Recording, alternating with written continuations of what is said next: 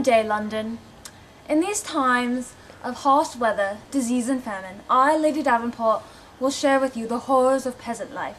We will interview some peasants, and then later we will see the church's view with Sister Rosemary about the causes of this dramatic weather. Then we will cover the international affairs, and you will get a weather report and entertainment for the next few centuries. Let's begin. We live in the lap of luxury. These poor unfortunate souls must toil away to provide our excess and their scraps. These women are the wives of men who are indebted to my husband, Lord Devonport, and labour in his fields. Previously, these women could help their husbands gather the grain in the fields, but flood and frost have turned their bountiful harvest into meagre scraps. A single bundle of grain is all they could gather from this section of the field.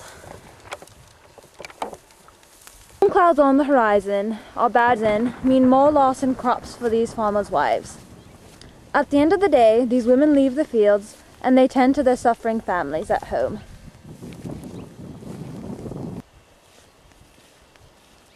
Good day, Captain. Good day, Lady Davenport. Well, do you know whose grave this is? Yes, this is my son's grave. Oh, how did he die? Well, the weather. Some days it's frost, some days it's snow, and some days it's just pouring rain. The crops die and there's not enough food for all of us. And well, little Tommy, he just couldn't make it. There. With not warm clothing, peasants often contract pneumonia and frostbite. These ladies were lucky enough to get their washing done on a day when the pond was not frozen over.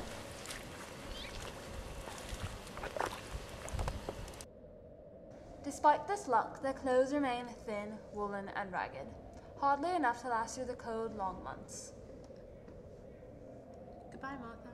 Goodbye.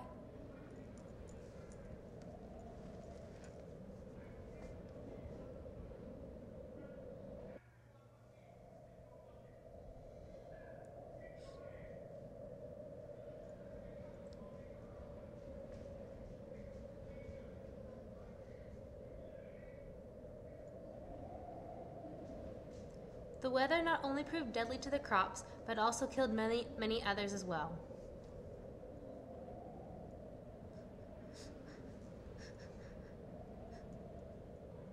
Oh, Lady Davenport. I'm so sorry, ma'am. Excuse me.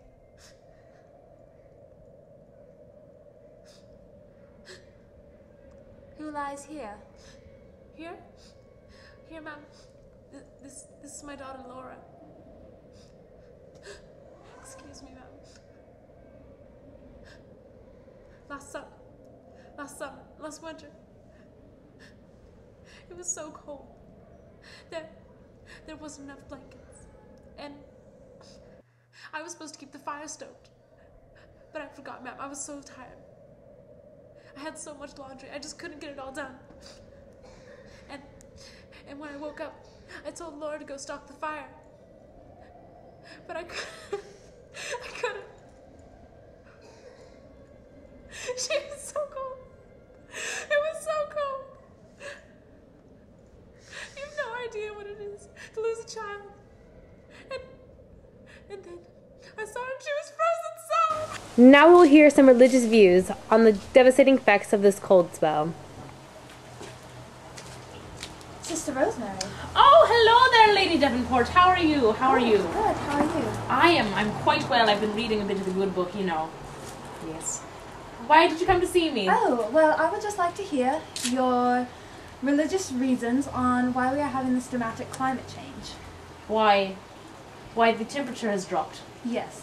Well, the reason for that is because of sin, Lady Davenport. Sin.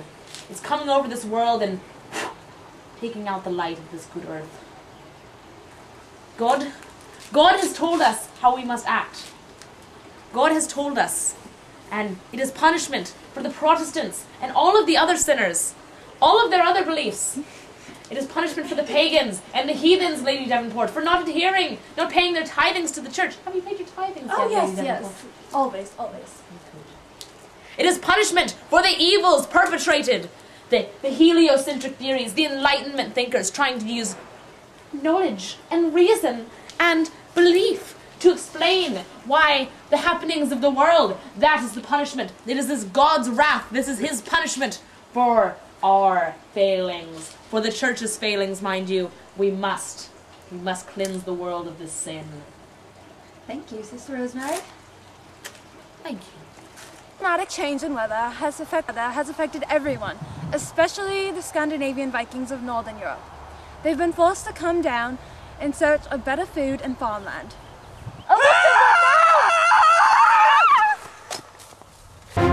A hammer of Thor, the Viking king shall be victorious. We will come and get you in our dragon boats. And then, you settled peoples of the south, your time will come. London. In these times Coming up in the world of these next few centuries, besides extreme cold.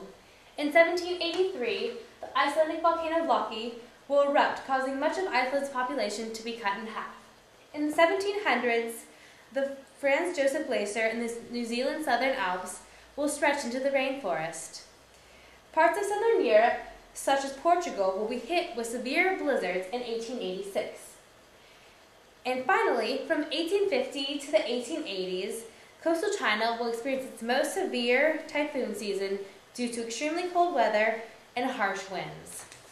And finally, if you're not too busy, swing by the Thames River in England to attend the Frost Fair, full of ice skate, winter festivities, and frozen fun.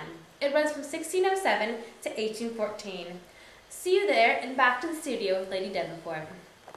London tuning in with us, and this is Lady Davenport saying, stay warm, Northern Europe, stay warm.